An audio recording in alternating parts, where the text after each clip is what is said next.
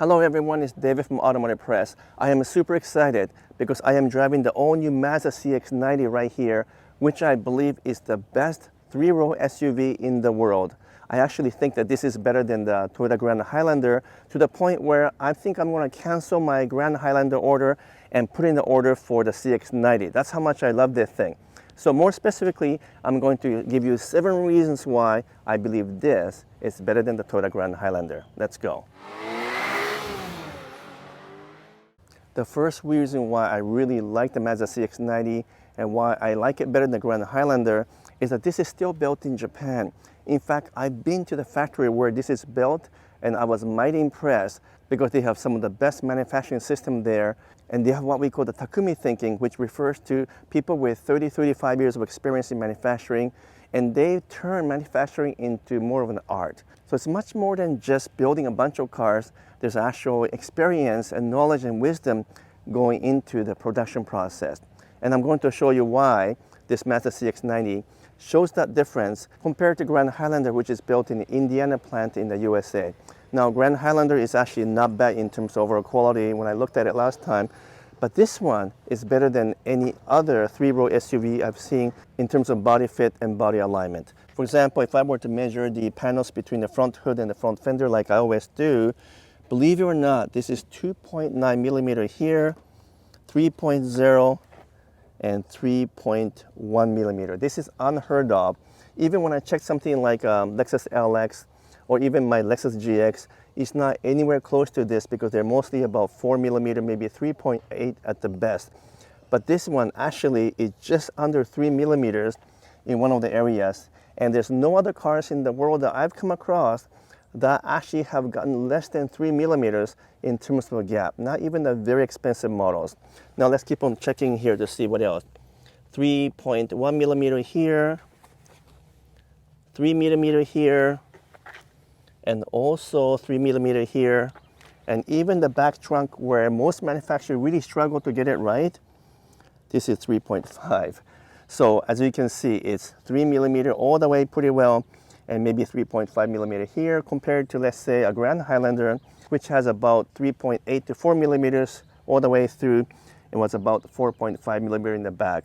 And even compared to many other models in this price range for three-row SUV, none of them will come this close in terms of building almost a perfect panel fit. So even if you look at the panel alignment here, you can tell it's perfect. I cannot tell any difference between the front fender and the front door, and also between the front door and the rear door. It's perfect. This is perhaps the best built car in the world for this price range. I have not seen any other car that have achieved this level of perfection for quality. And the paint job is just as good. You can tell it's very consistent from front to back. The paint job looks like it was painted all the way through straight with absolutely no error. And it has a very consistent gloss. And unlike some of the Toyota cars, the orange peel is at a minimum. There isn't that much of it. And this particular paint job, which is one of their exclusive paint job, is fantastic. It's just got a really deep gloss. Something, once again, you will not typically get in this price range. So the overall manufacturing quality of the Mazda CX-90, I rank right up there with some of the best cars in the world, and I give it a solid A+, which I rarely do. So I loved the quality of the Mazda CX-90. The second reason why the CX-90 is better than the Grand Highlander from my perspective is because it's still offering 6-cylinder engine, thankfully, unlike many other brands which are moving to turbocharged 4-cylinder engine. Nothing wrong with Turbo 4 in terms of output and torque, but they just do not feel the same. And I really think after driving the Mazda CX-90, I'm more than convinced that the best type of engine for a large SUV is definitely 6-cylinder. And what's so unique about the Mazda, it's an inline 6 as opposed to a V6 engine. And inline 6 typically is reserved for high performance models from Europe, and it gives a really good high torque rating and small RPM, and the torque also stays flat in terms of its ability to provide torque throughout the different RPM ranges. In fact, the Mazda engine has very high output, up to 340 horsepower out of the 3.3 liter displacement. And you can see right now everything is covered up, but even if I lift it quickly here, the actual engineering and the packaging is extremely neatly done. Everything is marked well. You can see some yellow paint here, here, and here. and that means the manufacturing and production people have confirmed that it was produced properly, and they put a little check mark to confirm that they've done it right. So not all manufacturers do that. Mazda is one of those people who do. And you can just tell the quality of the taping, of the packaging, everything is fantastic. It's a reflection of the Japanese quality, and you can see that even in the engine compartment. But more than that, I just absolutely love having this inline 6-cylinder engine in this big Mazda CX-90. I'll talk about the driving quality in a second here. And this is one advantage over the Grand Highlander.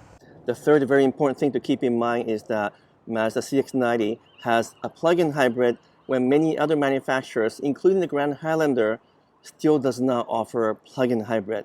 So this one is a 2.5 liter engine made it with electric motor that is sandwiched between the engine and the transmission, providing a very natural driving feel. And I find the driving to be extremely smooth and refined, as I will talk about a little bit later on. But most importantly, the fact that you can get a plug-in hybrid with a 3-row large SUV is a very positive thing, because Toyota Grand Highlander doesn't have one and won't have one for a while. We suspect that the Lexus version of the Toyota Grand Highlander, which will be called the Lexus TX, will likely have a plug-in hybrid, but the Grand Highlander will not offer it. So another advantage for the Mazda CX-90. Fourth, and the next point I'm going to talk about is the most important to me, because driving feel and driving character is close to my heart as an evaluation engineer. And no other brand does this better than Mazda when it comes to creating that right sensation and the right communication between the road and my hands. And this CX-90, of all the different 3-row SUVs I've driven, is by far the best. It has the most clear feel, the most concise feel from the road, and also the steering is very quick. So when I move the steering left and right like I'm doing right now, the car tracks absolutely to the point where you're aiming it, and around the twisty corners like this car feels like something much smaller and much sportier. It's hard to believe that this is a 3-row large SUV designed for North American highways, because honestly, this is quite fun to drive.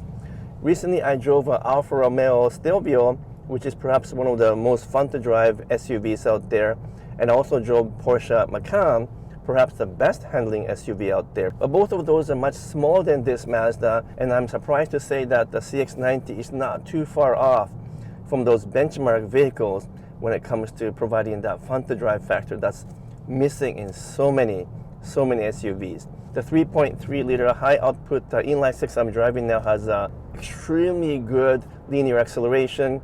It has amazing level of refinement, and it just has so much power and output. Also, what's really good about inline 6 is that it's absolutely smooth and provides lots of torque at low RPM. Basically, you just step on it and the thing takes off. But more than that, it is a natural feel of the steering that is the most impressive thing. In fact, I'm going to say that it almost feels like this is like a hydraulic power steering versus electric power steering, because it has the right kind of a natural feel. And Mazda was able to do that because they have placed the electric motor for the steering by the rack, so a little bit down toward the wheels, as opposed to putting on the column, which is what most manufacturers do. And the reason why that makes such a difference is that the further away the electric motor is from your hand, the more sensation you get from the road as you drive. And so I'm really glad that they did a rack-mounted electric power steering, much like what Porsche did, which results in this really great linear feel. And even though none of us have driven the Grand Highlander yet, just based on what Toyota cars feels these days and based on what the Highlander feels, I can only predict what the Grand Highlander might be, and I'm sure that it will not be as sporty or as fun to drive as this one. So given the choice, if I'm taking a long drive somewhere, especially that involves twisted turns like I have right now, I'm going to take the CX-90 over the Grand Highlander or any other 3-row SUV anytime. Now let's talk about the plug-in hybrid's driving feel as well. So now I'm driving the plug-in hybrid version of the Mazda CX-90, and at first I thought I would really like the 3.3 inline 6 more than this one, but you know what? I'm actually pleasantly surprised by the performance and the feel of the plug-in hybrid version of CX-90. It's extremely comfortable, very smooth and refined, and in some way it's more comfortable than the 3.3, which of course is emphasizing more of the performance character. This one is totally quiet on the road, You don't even know when the engine is kicking in and kicking out because it's totally seamless. And on the highway, it's extremely quiet and very smooth. And I think it's one of the best plug-in hybrid system out there. The fifth reason why I like the CX-90 over the Grand Highlander is the type of all-wheel drive system. Well, for that matter, all-wheel drive is standard on every CX-90, but at least in the US, the all-wheel drive is not standard on Grand Highlander. It comes with a front-wheel drive. But more importantly, the Mazda designed the CX-90 to have the rear-wheel drive bias. That means basically this is a rear-wheel drive SUV that has all-wheel drive capability built in. And why is that important compared to, let's say, Grand Highlander, which is a front-wheel drive design that has an all-wheel drive layered on top? Well, because to maximize the feel of the driving character and to maximize the drivability, most of us engineers prefer rear-wheel drive. And that is because you don't want all of the weight of the transmission, the engine, and the steering mechanism all placed in the front as you're also trying to steer at the same time. That provides too much stress and pressure on the front end, and in that case you don't get the best cornering or best handling. But Mazda knew not to do it that way, much like some of the German manufacturers do, by making sure that the rear drive is the primary drive. It's the one that gets most amount of torque and the power under most of the circumstances, and even though the power does shift front to back, is typically almost always biased toward the rear. And that difference in feel is immediately obvious as I took this car over some twisty mountain roads here in California. You can tell as you turn the car, the inertia and the momentum shift in such a way that you can predict the feel of the car on the road. Most front-wheel drive based cars or front-wheel drive based SUV like the Grand Highlander simply cannot match the feel of a rear-based vehicle. So I think Mazda was very smart to design and engineer it that way. It's a huge advantage for people who love to drive like myself, and something that unfortunately Grand Highlander cannot replicate just because of the difference in engineering design. By now you can tell that Mazda really focused on creating the best performing SUV and to maximize the handling and the drivability, all thanks to this longitudinal design that's rear wheel based. And by doing it that way, another advantage is that they can make the wheelbase much longer. So even though this is almost the same size as Toyota Grand Highlander, only about less than 1 inch shorter than Grand Highlander, it has a wheelbase that is, believe it or not, 6 inches longer. You can kind of tell the stance is very different from Grand Highlander or any other large SUV because the wheels are pushed so far back that it has almost like a lion ready to pounce on a prey kind of feel. And look, it's got this really interesting angled feel. And that's mainly because the wheelbase is really, really long. And why is that important? Because the longer the wheelbase, the more stable it is on the road and also able to give you a very stable ride on the highway.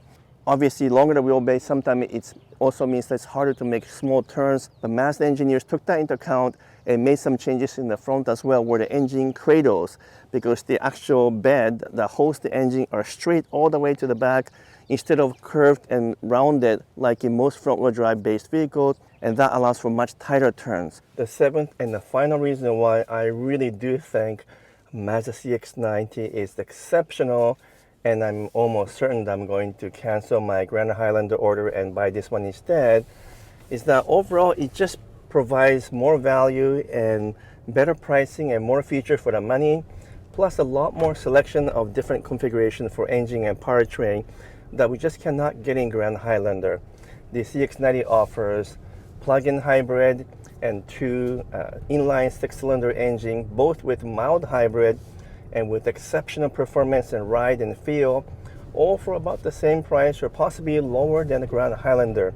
So if you're comparing the value and feature for feature, there's no way that there's anything that's better than the CX-90 from my perspective, because I'm very picky about choosing the car for myself, in that I really do put a lot of emphasis on drivability, performance, handling, and feel on the road. And from that standpoint, honestly, most of the other SUVs, both luxury and non-luxury SUVs, just cannot match the feel of the CX-90.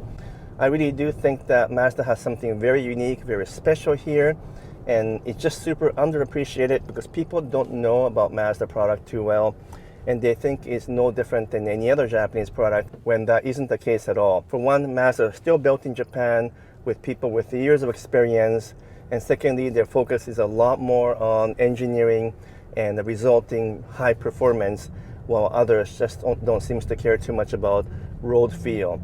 And so in my conclusion, I'm going to say that of all the three-row SUVs out there, including the luxury SUV from Acura and Infiniti and Lexus, this is the best one to buy for the price, and also in terms of performance and the feel, as well as the fact that you can get plug-in hybrid when most manufacturers are not offering that yet. So in their grand vision to offer something more than just a normal passenger vehicle, I think Mazda has accomplished something phenomenal and outstanding, especially from engineer's perspective. So I hope you liked my full review and engineer's perspective on the Mazda CX-90. Definitely give it a try when it comes out, because you're going to be pleasantly surprised by how good the CX-90 is compared to the competitors. And honestly, I think you will fall in love with this SUV. I would appreciate it if you can give me a thumbs up, make some comments, and subscribe if you haven't done so yet. But until next video, I'm signing off for now. Thank you so much.